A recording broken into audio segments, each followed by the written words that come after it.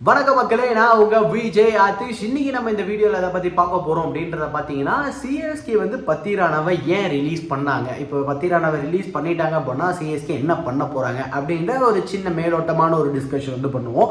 அதை பற்றி தான் இந்த ஒரு வீடியோ. ஸோ இந்த மாதிரியான வீடியோஸ்லாம் நீங்கள் பார்க்கணும்னா நம்ம சேனல் வந்து சப்ஸ்கிரைப் பண்ணிக்கோங்க, ஓகேவா?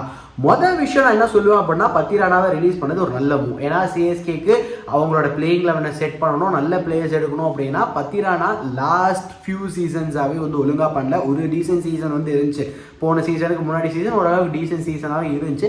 பட் அவரோட ஆக்ஷனில் வந்து சேஞ்ச் இருக்குது. சிஎஸ்கேக்கு அந்த ஆக்ஷன் தான் தேவை. ஏன்னா அது கொஞ்சம் மலிங்கா மாதிரி இருக்குது. அவரால் வந்து அந்த லைக் டெத் ஓவர்ஸ்லாம் வந்து கவர் பண்ண முடியும் அப்படின்றதுனால தான் அவர் வந்து கொண்டு வந்தாங்க. 13 கோடி ரூபாய்க்கு ரீடைன் பண்ணாங்க. இப்போ அதுவே கிடையாது, நிறைய எக்ஸ்ட்ராஸும் போகிறாரு அப்படின்னு பார்க்கும்போது ஸோ மேபி ரிலீஸ் பண்ணலாமான்ற ஒரு கால் இருக்கும்போது அவங்களுக்கு சரி இப்போ பத்திரானா போனால் யார் டெத் பவுலிங் பாப்பா அப்படின்னு இருக்கும்போது நாத்தன் எல்லிஸ் பயங்கரமான ஒரு பிளேயர், அதுவும் ரீசெண்ட் டைமில் ஒரு ஃபார்மில் இருக்க ஒரு பிளேயர் அப்படின்னு சொல்லுவேன். லாஸ்ட் சீசனே ஆப்பர்ச்சுனிட்டி கிடச்சிருக்கணும் மனுஷனுக்கு. பட் ஒரே ஒரு மேட்ச் தான் ஆடினாரு. அந்த மேட்ச் வந்து ஃபர்ஸ்ட் மேட்ச் மும்பையோட ஏதோ ஆடினாருன்னு நினைக்கிறேன். அப்போ அவருக்கு வந்து ஆப்பர்ச்சுனிட்டி கிடச்சிது.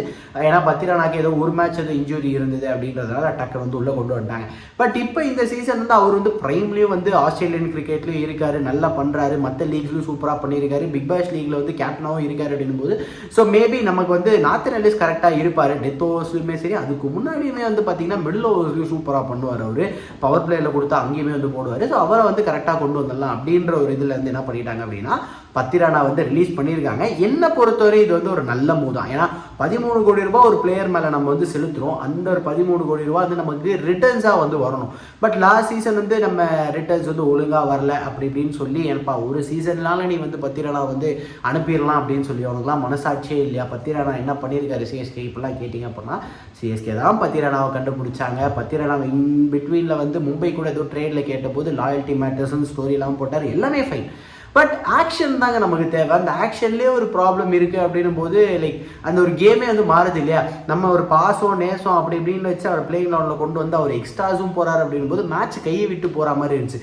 லாஸ்ட் சீசனே ஒரு சில எக்ஸ்ட்ராஸ் வந்து நம்ம அவர் போடாமல் இருந்திருந்தால் அந்த 1-2 மேட்ச் வந்து ஜெயிச்சிருக்கலான்ற மாதிரி எனக்கு ஒரு சில பர்சனல் ஒப்பீனியன் வந்து இருந்தது.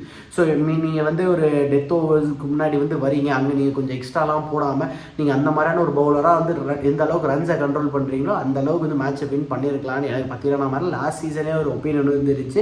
பட் இப்பயும் சொல்கிறேன், பத்திரானா போனதுனால சந்தோஷம் ஹாப்பின்லாம் வந்து சொல்லலை. பட் சிஎஸ்கே எடுத்த வரையும் ஒரு நல்ல முடிவு.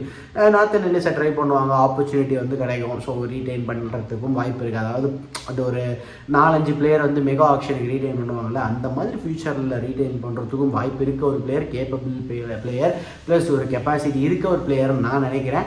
ஸோ பத்திரானாவை சிஎஸ்கே ரிலீஸ் பண்ணியிருக்காங்க, பார்ப்போம்.